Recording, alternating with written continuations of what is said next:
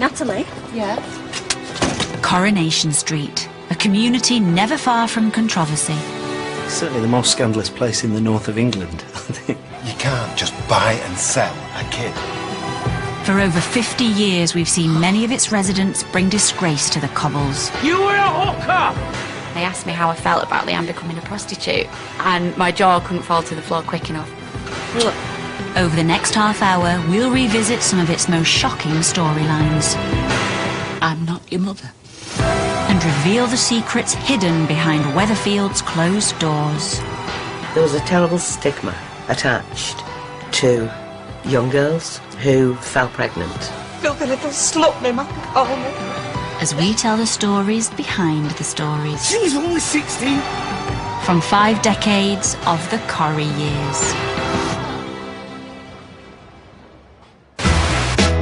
2007, and the news of the world's royal editor is jailed over phone hacking. Goodman had previously admitted accessing voicemail messages of members of the royal household on more than 400 occasions.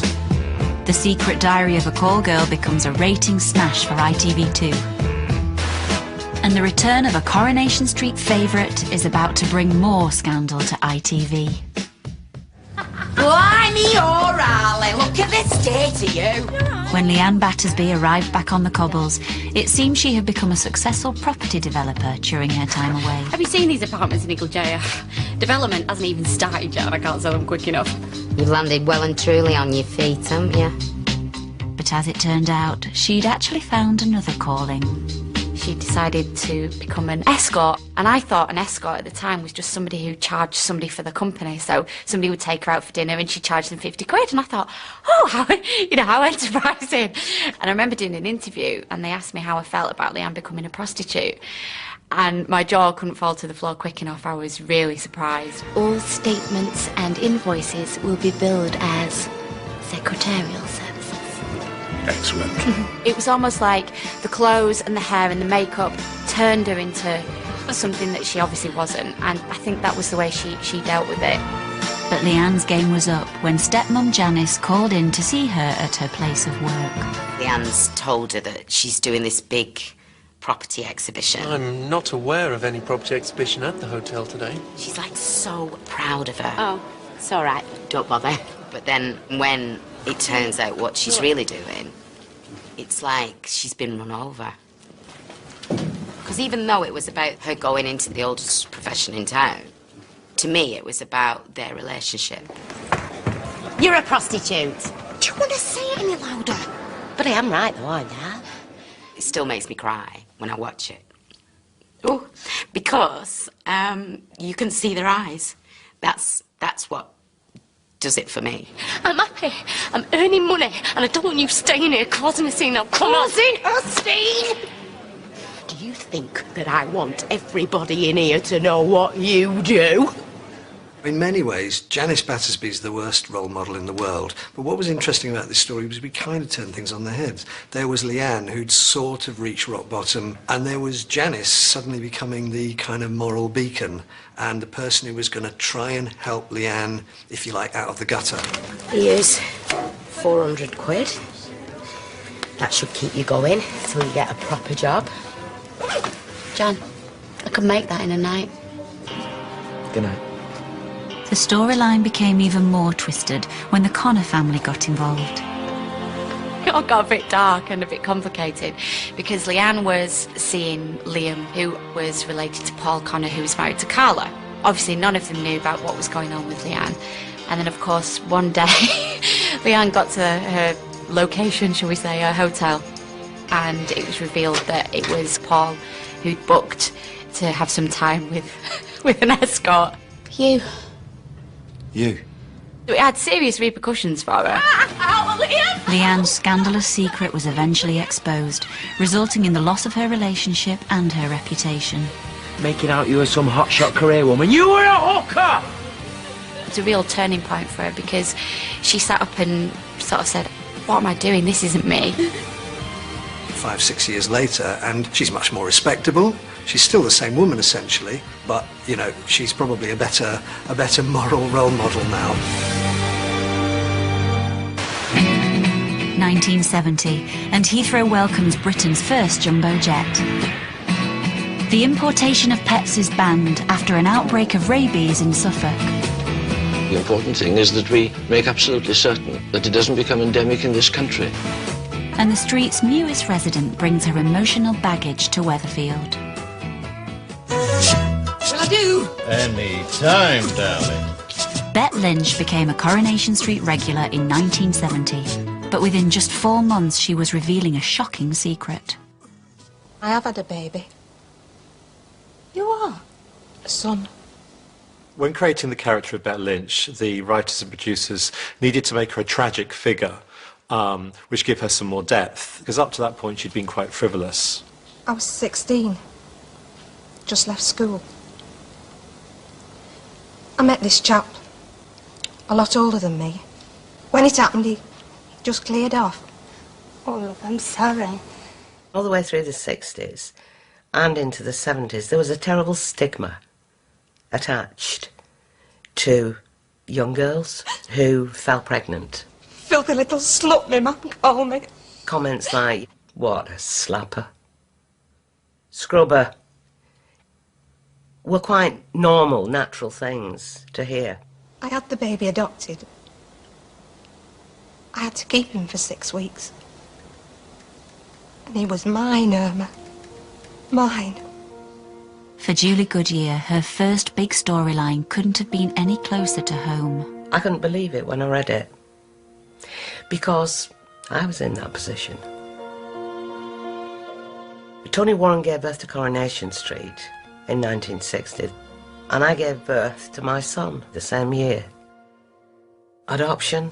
I couldn't even bear to think about it. I didn't particularly fancy the shotgun wedding. That was the decision that was made for me. It didn't last very long. I knew exactly how she would have felt. But I had wonderful parents, so I was able to keep my son. But Bet couldn't. Viewers didn't hear of Bet's son again until 4 years later, when he finally came looking for his mother. Can you tell us where the Rover's return is, please? Yeah, it's on the other corner. I like your motor. Hey up, the army's here. Go on, I'll have the one on the left. There were 2 Bets. There was Betty and Bet behind the bar. Come on, you've had umpteen chances. What do you want me to say? Excuse me, are you me mother? Of course, he rather hoped it was Betty. Who wouldn't? Right, that's it. I'm off. And he left without telling her, and she never knew any different. Until another 6 months went by.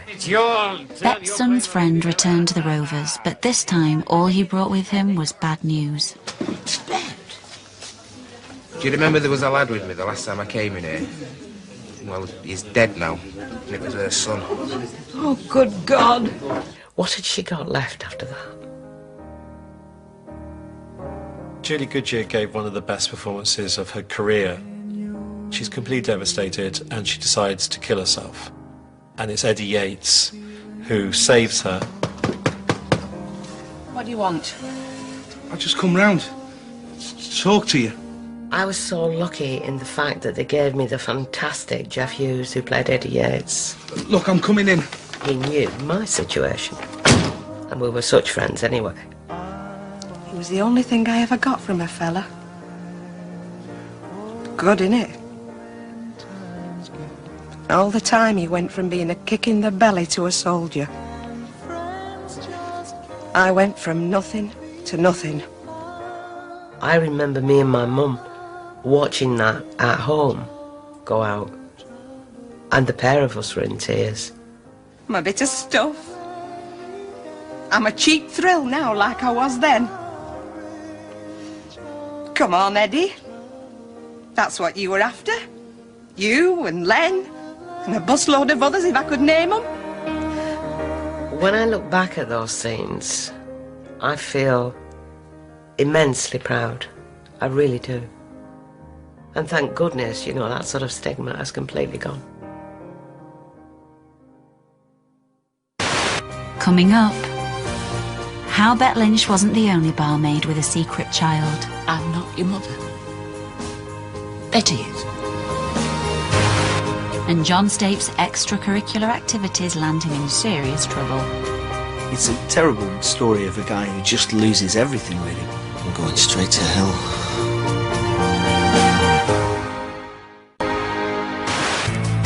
...2007, and the Savoy closes for a £100 million refurbishment. It still has the grandeur, but today it's very much of the faded variety. Nick Clegg wins leadership of the Liberal Democrats. And over in Weatherfield, someone is about to make a terrible schoolboy error. Come here. Teacher John Stape found love when he got together with old flame Fizz Brown. This is potentially a wonderful, beautiful relationship between him and Fizz, who clearly from the outset are two people who really love each other. And then you throw Rosie Webster into the mix and everything goes boom. The fact that it was a 16-year-old schoolgirl, I thought, wow, this is quite, you know, a shocking subject to tackle. What I say in my... I had a little bit of mail early on, being a bit critical and kind of going, the reality is that would never happen in the teaching profession. But as everybody knows, the reality is it does happen, not saying that it's rife by any stretch of the imagination. I can't stay for long. It's only really for quite a short period of time in the relationship that he's enjoying the thrill of that, and he quite early on goes, I need to stop this, I need to get out of this. Rosie, this is too mad. I know. Don't you just love it? He was the adult. He should have been in control. He was completely out of control all the way through. It was Rosie who called all the shots. I want an A. What? I was really worried what public reaction is going to be, but any abuse I would get would always be around, you make sure you look after Fizz. What are you doing? Don't you hurt her? All right. The other side of it being everybody loves to hate Rosie Webster. So I think I got away with quite a lot of the grief because, you know, everybody just blamed her, which is terrible, really. The shocking affair was exposed on Christmas Day when the hapless teacher got his gifts mixed up. We'd kind of built it up so much to that point, and then it shattered through all these people in the show. No. You? It's not from John, I swear it's not. Kevin is livid and has the big old fight with John on the street. You need to let me explain to you, Charlie, it was just a mistake. Bearing in mind we're filming this Christmas episode, you know, in November, it was freezing and cold, and I was down on those cobbles for about 2.5 hours. I let you into our home. She was only 16. Look, you don't kill you. On the surface, what John was doing with Rosie was utterly, utterly wrong. He had an inappropriate affair and an illegal affair with a pupil. You don't have to end like this. Happy Christmas, love. But somehow, it was John you felt sorry for. It was like Rosie was the bad one. And of course she wasn't. Of course she was the victim. You're not too upset though, are you?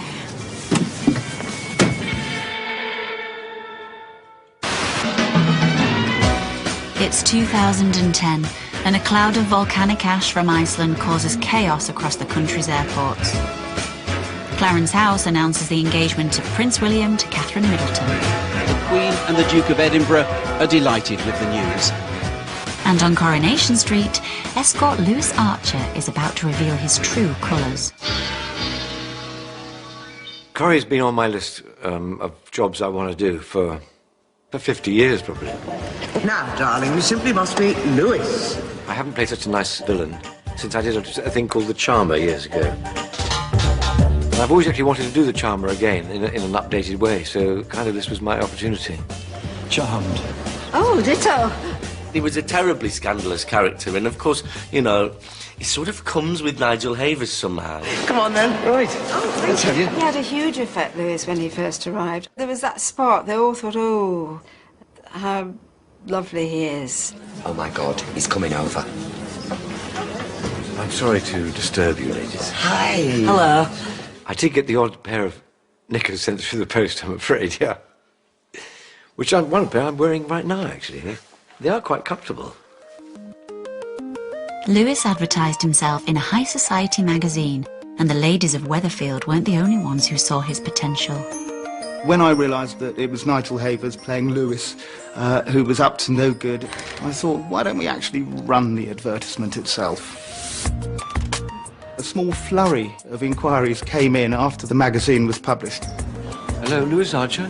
They wanted to know why the telephone number wasn't working and how they could perhaps contact this character, Lewis, who was offering his services.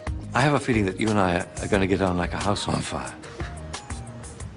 But it was Lewis's genuine relationship with Audrey Roberts that really raised eyebrows on the street. Well, I think you've topped that nicely, Mother, by asking a male prostitute to move in with you. Yeah, go on. Everybody have a good go. Audrey was a great character to partner up with Lewis. I think this is the first time since Alf that she's really been in love. But I think when the opportunity arises, he can't resist making a fast buck. I think he's trapped in that character. What's this? Alonissos. Oh. It's a tiny Greek island. I have to buy a little hotel. But as the couple made plans for their future using Audrey's money, it soon transpired that Lewis was too good to be true. I knew there was an end point to his contract, and Nigel Havers had been booked for 6 months. We kind of decided that actually what he'll do is rip the bookies off. And of course the best way to do that was through Deirdre. And don't say you don't feel it too. I know you do. Lewis, I have to say that kissing Deirdre was a means to an end. I was just trying to get $4 grand out the back of the till. I'd never done an accumulator before, let alone won one. Nearly $4 grand. Conman Lewis then left Weatherfield, leaving a trail of devastation behind. Where's Lewis? Answers on a postcard. What's going on? Your boyfriend's a crook. How's that for a kick-off? The biggest scandal of Lewis Archer's saga, in my opinion, was breaking Audrey's heart. You see? Is that winning fair and square? Way up. Deirdre's here. Will somebody just turn the damn thing off? Which one is it? Don't touch a thing. At one point, he was actually going to steal all of Audrey's money, and he was going to leave her destitute. Gran, what about your money? The £100,000? What? The money, my money. We decided as a team that actually he should stop short of ripping off Audrey because he had genuine feelings for her. The transaction was cancelled at 3 o'clock this afternoon. Which proved to be incredibly useful in terms of bringing him back. He's learning to be more honest and more straightforward, but maybe that'll all change, you never know. My lips are sealed. That is my baby. You stay away from me and my wife. Over the years, the subject of parentage has caused many a scandal on Coronation Street. Is who the real father is? Not Roy Cropper. I'm your mum. But one of the biggest shocks came in the mid-70s, when it was revealed that Bet Lynch wasn't the only barmaid with a skeleton in her closet. You'd think probably they didn't have very much in common. Betty was very matronly, very mumsy, and Bet was the tart with the heart. But when it came down to it, they both had the same secret. Both had had a child out of wedlock. God, no. For years, viewers knew Gordon Clegg as the successful son of corner shop owner Maggie and nephew of barmaid Betty Turpin. All right, Betty. Hello, Gordon. Back again. Back again. But this was all about to change when the Hopkins family unearthed a lifelong secret. Oh, look, there's something stuck in the joint of the wood here. Not ours. They'd found a birth certificate at the back of a chest of drawers. A boy, Gordon. And it wasn't Maggie Clegg's name as the mother. Father, unknown. Mother, Elizabeth Prester. What do you make of that, then? The story was that Betty Turpin had had an affair with a married man during the war and had to give up the baby. Her sister, Maggie, who was married but had no children, said, "I'll bring the boy up." The storyline came as a complete surprise to actors Irene Sutcliffe and Bill Kenwright, who played Maggie and Gordon. I was shocked, really, really shocked, but not nearly as shocked as Irene, because she was not only shocked, she was angry. Now they know who he is. Whose son he really is. She felt it just undermined all the work she'd done in creating a believable mother-son relationship over the years. In January 1975, Maggie broke the news in one of Coronation Street's most dramatic revelations. You all right? If I'm not mistaken, it was quite a moody little scene when she told me. Sit down, Gordon, please. That was quite emotional. I remember that. Absolutely. It was a moment. But I had no idea what a moment it would be to the viewers. There's something I've got to tell you. What is it? It's not easy. I'm not your mother. Betty is. It was a big scandal when it came out. Betty got letters, I got letters, Granada got letters. You've heard, have you? Heard what, love? About Gordon Clegg? He's Betty Turpin's, not Maggie Clegg's. Despite the gossip on the street, a special bond was then formed between Betty and Gordon, which also developed off-screen for Bill Kenwright and Betty Driver.